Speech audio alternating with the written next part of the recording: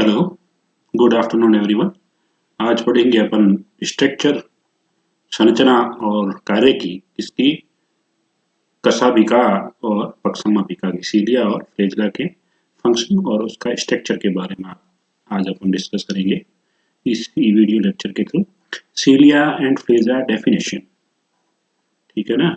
कशाभिका और पक्षाभिका की परिभाषा क्या हो सकती है? Cilia and flagella are complex filamentous cytoplasmic structure protruding through a cell wall। Cilia और फ्लैजेला मतलब कशाभिका और पक्षाभिका दोनों जटिल और तंतुनुमा कोशिकीय द्रव्य संरचना है जो कि कोशिका भित्ति से बाहर की तरफ निकली होती है। तो cilia and flagella are complex filamentous cytoplasmic structure protruding through a cell. They are minor, बहुत ही छोटे होते हैं, specially differentiate appendages of the cell, विशेष रूप से इनके अंदर अंतर पाया जाता है दोनों के अंदर। और they are act as a परिशिष्ट ऑफ परिशिष्ट अपेंडेजेस या परिशिष्ट का या ये उसके अपेंडेज के रूप में कार्य करते हैं, उसके मूवमेंट के लिए जो आवश्यक अंग होते हैं उसके रूप में ये सीलिया और फ्लैजेला दोनों काम करते हैं। फ्लैजेला सिंगुलर फ्लैजुलम और सीलिया का सिंगुलर सीलियम। ये फ्लैजेला आकार में थोड़ा लंबा होता है, ठीक है ना। Long hair like structure, not it is a whip like structure, ठीक है ना। जो फ्लैजेला होता है वो लंबा होता है और इसका जो स्ट्रक्चर है वो चाबुक लाइक होता है, वीप लाइक स्ट्रक्चर, ठीक है ना। That extend from plasma membrane, जो कि प्लाज्मा मेम्ब्रेन से आगे की तरफ बढ़ता है। And are used to move in entire cell, जो कि कोशिका के मूवमेंट में काम आता है। सीलिया जिसका सिंगुलर सीलियम है, आर शॉर्ट, ये छोटा होता है और ये अपने बाल नुमा इसकी संरचना होती है। They are used to move entire cell such as a paramecium के अंदर or substance along the outer surface of the cell, यदि कोई पदार्थ उसके सतह पर आ जाता है तो उसके मूवमेंट में ये सीलिया सहायता करते हैं। जैसे अपन जो यूट्रस है, फेलिपियन ट्यूब है और अपना रेस्पेक्टिव ट्रैक्ट है, आर नाल है, वहाँ भी सीलिया की तरह अंग पाए जाते हैं, विलाइज। They are also act as functionally act as like cilia, तो कार्य की रूप से वो भी सीलिया की तरह काम करते हैं। For example the cilia of the cells lining the fallopian tubes, जो फेलोपियन ट्यूब होती है तो क्या करते हैं, ओवम जो अंडाणु होता है उसको मूव कराते हैं किसकी तरफ, गर्भाशय की तरफ, यूट्रस की तरफ। Are cilia lining the cell of respective tract, दूसरा अपन सीलिया देखें अपने जो श्वसन की जितनी नाल है, तो they trap the particular matter and move it towards the nostril, तो कुछ ऐसे जो विशेष पदार्थ हैं जिनको ग्रहण नहीं करना होता है वो उसको वो सीलिया से वो ट्रैप हो जाते हैं और फिर वो नाक के थ्रू बाहर निकलते हैं, जैसे डस्ट है, ठीक है ना, कार्बन पार्टिकल्स है। तो ये रेस्पिरेटरी ट्रैक के अंदर पाए जाने वाली सीलिया के द्वारा ट्रैप होते हैं और फिर ये नाक से बाहर कर दिए जाते हैं। तो ये इनका जो फंक्शन है इस रूप से हो सकता है। टर्म सीलियम, सीलियम का जो अर्थ है, सीलियम मतलब होता है पलकें, आईलैश जो होती है, तो पलकों के ऊपर जो पलकें अपन को दिख रही हैं उसी तरह के सीलिया होते हैं। They are hair like structure. Flagellum जो होता है वो, फ्लैजेलम का अर्थ होता है वीप, चाबुक, जो चाबुक होता है उसको वीप बोलते हैं। तो फ्लैजेलम होता है वो चाबुक की तरह होता है, जबकि जो सीलिया या सीलियम का है जो होता है पलकों की तरह। Are oftenly used as arbitrarily, तो ये मनमाने ढंग से या आर्बिट्रेरली मतलब अपने अपनी हिसाब से ये कार्य करते हैं। Generally cilia are shorter than flagella, आकार साइज के आधार पर देखा जाए या लेंथ के आधार पर देखा जाए तो सीलिया जो है वो क्या है, फ्लैजेला से छोटे हैं, less than 10 micrometre compared to more than 40 micrometre. तो जो सीलिया की साइज है वो 10 माइक्रोमीटर से भी कम होती है। Cilia are present on the surface of cell is much greater number, cilia कोशिका की सतह पर पाए जाते हैं जो संख्या में अधिक होते हैं बजाय फ्लैजेला के। Cilia ciliated cells often have hundreds of cilia, but तो जो सीलिया युक्त कोशिकाएं होती हैं तो उनके ऊपर सीलिया संख्या में करीब करीब 100 से अधिक मात्रा में पाए जाते हैं, जबकि फ्लेजलेटेड जो सेल है जिनके फ्लेजला या अपन कहें कसाबिका युक्त जो कोशिकाएं होती है उनके ऊपर सिंगल सीलिया भी क्या कहते हैं सिंगल कसाब भी देखने को मिलते हैं। तो पक्षामेपिकाएं युक्त कोशिकाओं के ऊपर 100 से ज्यादा पक्षामेपिकाएं पाई जा सकती है, जबकि जो फ्लेजलेटेड सेल्स है उनके ऊपर ये क्या दो फ्लेजला देखे जा सकते हैं उससे ज्यादा। In the real differences however lies in the nature of their movement. वास्तविक रूप से सीलिया यानी कि पक्षामेपिकाएं और कसाबिका कसाबिका में जो अंतर है वो उनकी जो चलने की जो प्रकृति है, चाल की जो प्रकृति है उसके ऊपर निर्भर करता है। मतलब उन चाल की जो प्रकृति उसी में अंतर है, बाकी इंटरनली स्ट्रक्चर वो सिमिलर है। थोड़ा साइज जो है लेंथ है उसमें डिफरेंस हो सकता है, नंबर में डिफरेंस होता है। कोशिका के ऊपर पाए जाने वाले नंबर संख्या के आधार पर सीलिया अधिक होंगे, लेंथ के आधार पर फ्लेजला ज्यादा लंबा होगा, सीलिया कम होगा। और जो नेचर ऑफ उसकी जो प्रकृति का जो मूवमेंट है, जो चाल है प्रकृति की, उसमें थोड़ा बहुत अंतर हो सकता है सीलिया और फ्लेजला में। सीलिया रो लाइक, और जो सीलिया के अंदर जो क्या होते हैं वो एक पतवार पंक्ति में पतवार की तरह सीलिया बीट करता है।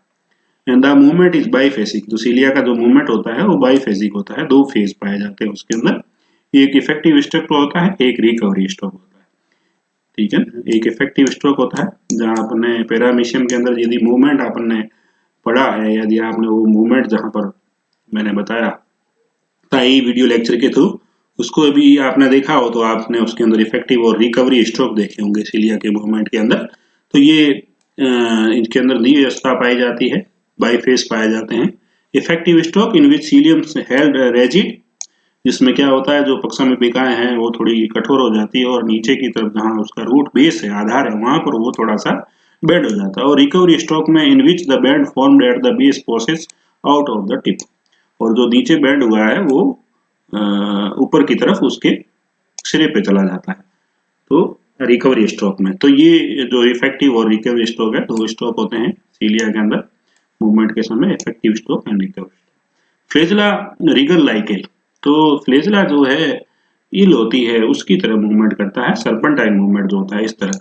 तो दे जनरेट्स वेव्स, तो उसके अंदर जो लहरें हैं वो पैदा होती है, वेव्स पैदा होती है फ्लेजला के अंदर, मतलब इनके अंदर कसाबिका के अंदर, अलोंग देयर लेंथ, जो कि उसकी लंबाई के ऊपर चलती है, यूजली फ्रॉम बेस टू। और ये क्या है, इसका जो यहाँ पर जैसे अभी ये यदि सेल वॉल है और यहाँ से फ्लेजला निकला हुआ है, तो ये जो इसका वेव है वो यहाँ से जनरेट होती है और ये सिरे पर जाती है। और सीलिया में भी जो बेंट है, यहाँ पर मान लो सीलिया है तो इसका बेंड है तो पहले बेस पे होता है, आधार पे बेंड होता है और वो फिर उसके किनारे पे जाता है। तो फ्लेजला में वेव जनरेट होती है जो उसकी रूट से यानी कि उसकी जड़ से उसके टर्मिनल एंड पे जाती है। सीलिया में जो इफेक्टिव स्ट्रोक होता है उसमें बैंड होता है उसके बेस में, और ये बैंड जब रिकवरी स्ट्रोक होता है तो ये मूव कर जाता है उसके टर्मिनल एंड पर, सिरे पर।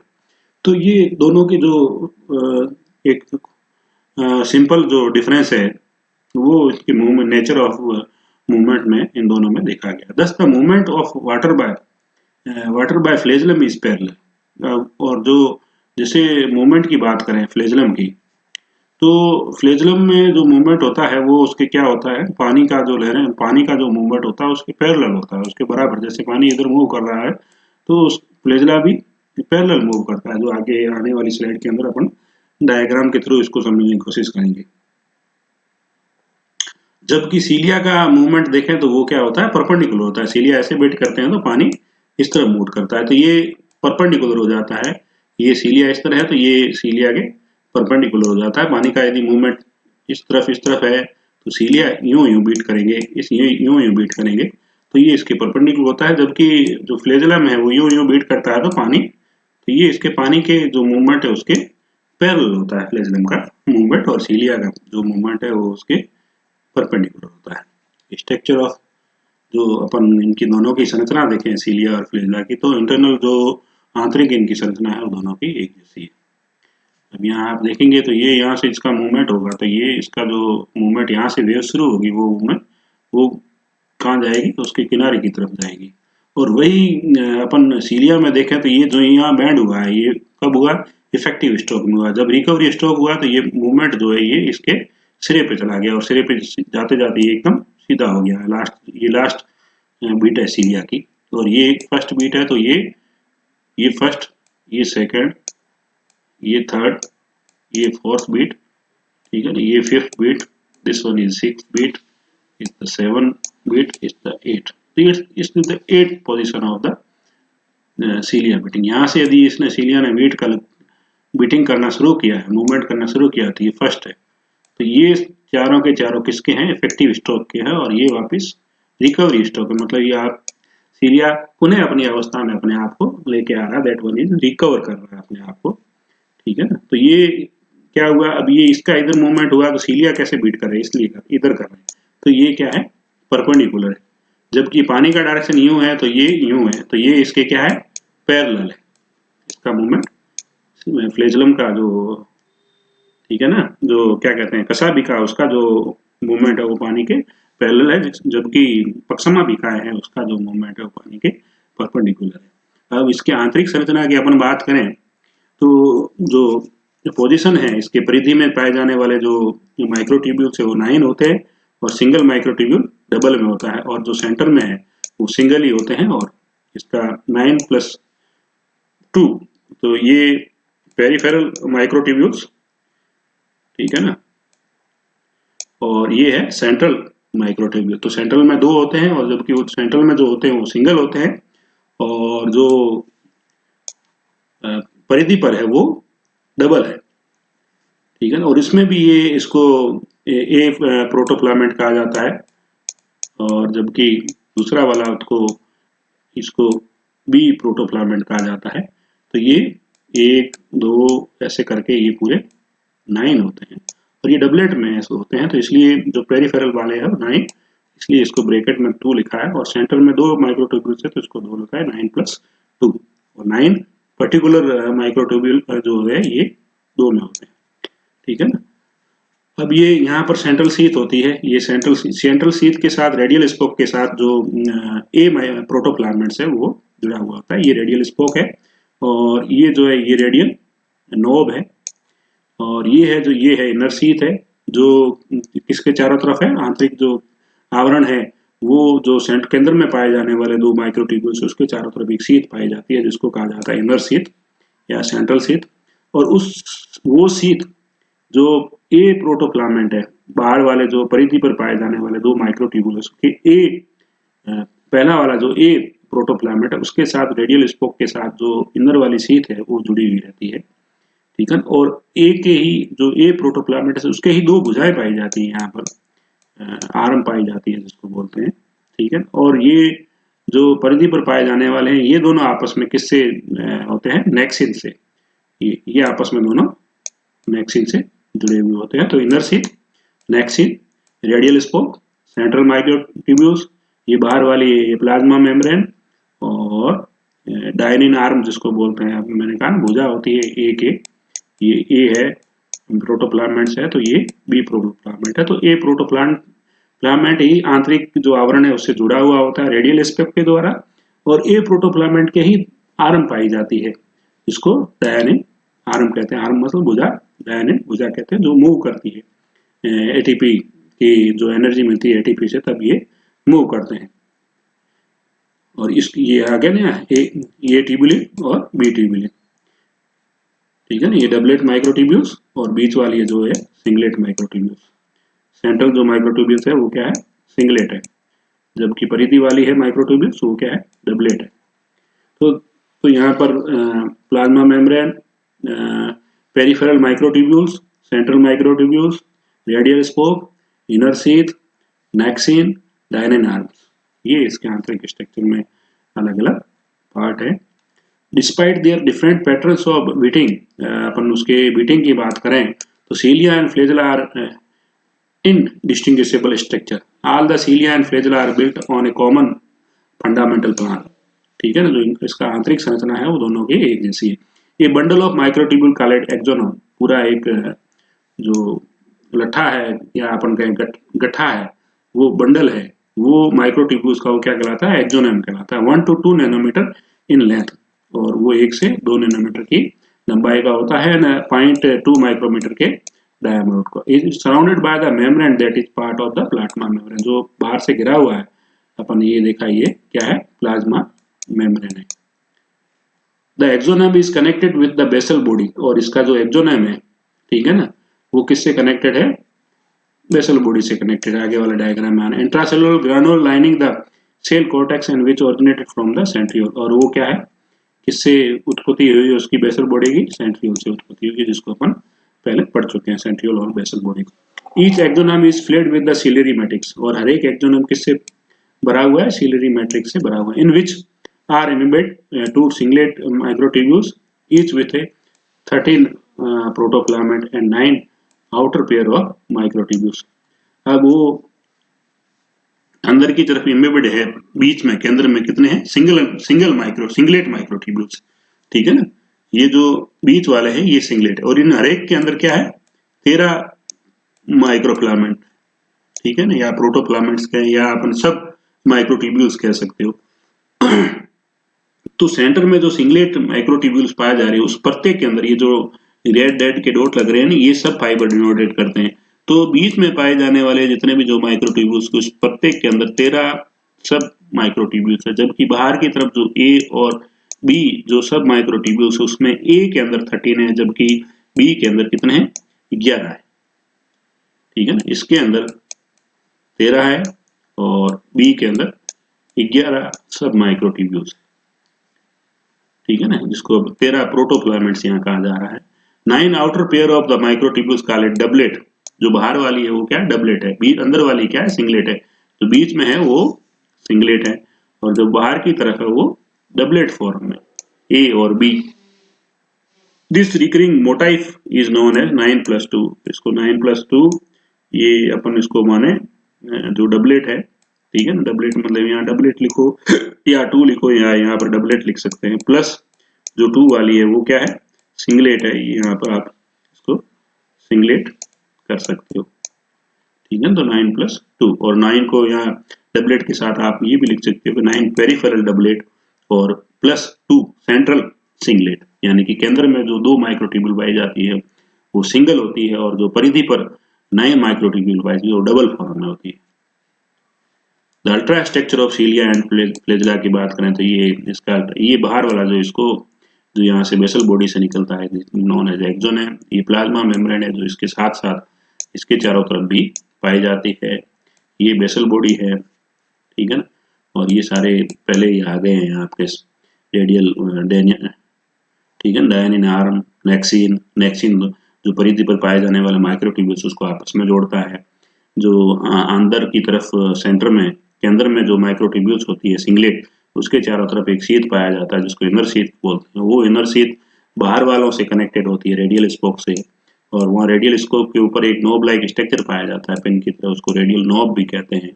तो nexin, radial scope, radial spoke, inner sheath, inner microtubule, central microtubules, peripheral microtubules in doublet, central microtubules in singlet, and nexin जो कि दोनों बाहर वाले जो परिधि पर पाए जाने वाले जो माइक्रोट्यूब्यूल्स उनको ज्वाइंट करती है, आपस में जोड़े हुए रखती है, और ये जो प्रोटोप्लामेंट्स है उसके 2 आर्म्स पाए जाते हैं जिसको डायनिन आर्म कहा जाता है। These are the different parts present inside the cilia and flagella structure.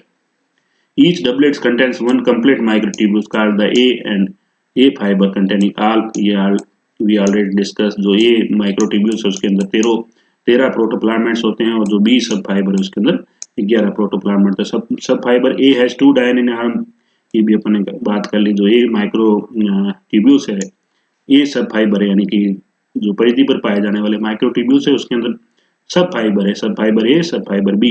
A sub fibre has 13 protofilament whereas B sub fibre has 11 protofilaments, ठीक है ना। और ए सब फाइबर हैज 2 डायनिन आर्म्स, 2 भुजाएं पाई जाती है जिसको डायनिन आर्म्स कहा जाता है, which are oriented in clockwise direction. Doublet are link together by nexin, ये भी अपने बात की परिधि पर पाए जाने वाले जो माइक्रोट्यूब्यूल्स है तो डबलेट फॉर्म में वो आपस में एक दूसरे से नेक्सिन से जुड़े हुए। डायनिन आर्म, ये भी अपन ने बात की, जो मूवमेंट करती है clockwise. The ATP is that convert the energy released by the ATP hydrolysis. जब एटीपी हाइड्रोलाइसिस होता है तब एनर्जी रिलीज होती है, तो वो उसके मैकेनिकल वर्क के लिए काम आती है, सीलिया और फ्लैजेला के लिए। तो उसके अंदर बीटिंग होता है तो उस वजह से हो जाता है, होता है। जो डायनिन आर्म है वो मूव करती है, वो पूरा माइक्रोट्यूब्यूल्स का मूवमेंट होता है, जिस वजह से जो फ्लैजेला कशाभिका है और पक्षाभिकाओं के अंदर भी मूवमेंट होता है, तभी वो सीलिया और फ्लैजेला बीट कर पाते हैं। Each sub fibre a also connected to the central microtubules. तो ये भी एक बात होगी, जो सेंट्रल वाले माइक्रोट्यूब्यूल्स है, जो रेडियल स्पोक के द्वारा ए सब फाइबर, जो ए सब फाइबर है जो माइक्रोट्यूब्यूल्स का, उसके साथ जुड़े हुए हैं। Radial spoke terminated in A fork like structure called, जो उसका नोब है वो बाहर का हेड है, उसको रेडियल स्पोक या रेडियल के स्पोक को नोब कहा जाता है, हेड कहा जाता है।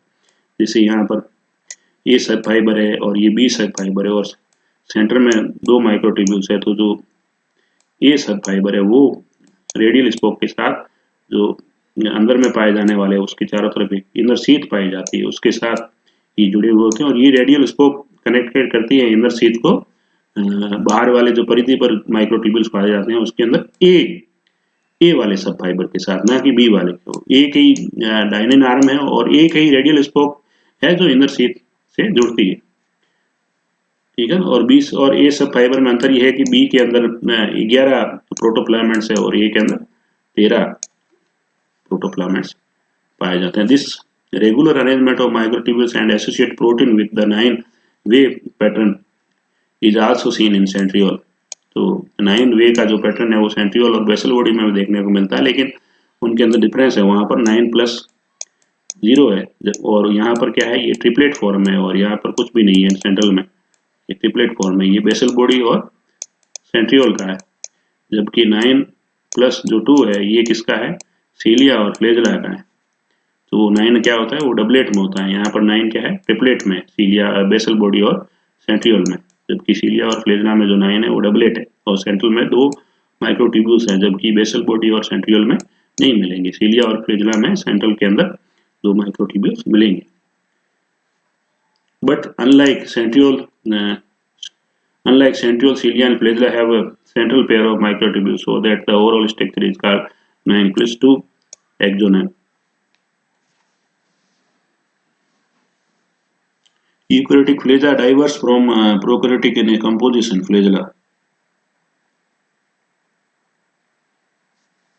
Eukaryotic flagella diverse from a prokaryotic in composition. Flagella in eukaryotic contains far more protein and bears some similarity to the motile cilia with the same general motion and control patterns. तो इसमें ये कहा जा रहा है जो protein है वो ज्यादा पाए जाते हैं यूकैरियोटिक के फ्लैजेला के अंदर बजाय प्रोकैरियोटिक फ्लैजेला के अंदर।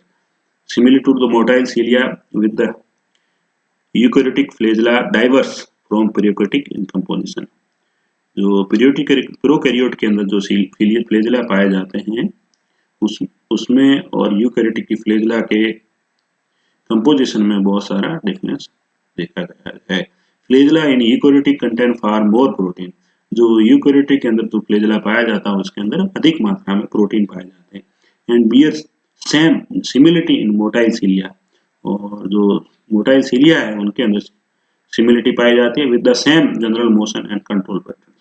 एक प्रकार का ही उनके अंदर जो मूवमेंट है वो होता है और उनका रेगुलेशन और नियंत्रण भी एक ही जैसा है। Working of cilia and flagella.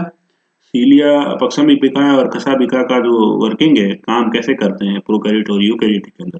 तो in eukaryote using ATP produced by the mitochondria near the base of the cilium. Cilia के जो पक्षाभिका हैं उसके आधार तल पर माइटोकॉन्ड्रिया पाए जाते हैं, दोनों के पक्षाभिकाओं और कशाभिकाओं के अंदर, जो एटीपी सिंथेसाइज करते हैं फ्लैजेलम एज ए फ्यूल, जो ईंधन के रूप में काम आता है। और उसकी जो डायनिन आर्म है वो पुश होती है adjusted outer doublets and forcing A sliding movement, जिसकी वजह से स्लाइडिंग मूवमेंट होता है, एक दूसरे के ऊपर स्लाइड्स करते हैं, रेंगते हैं।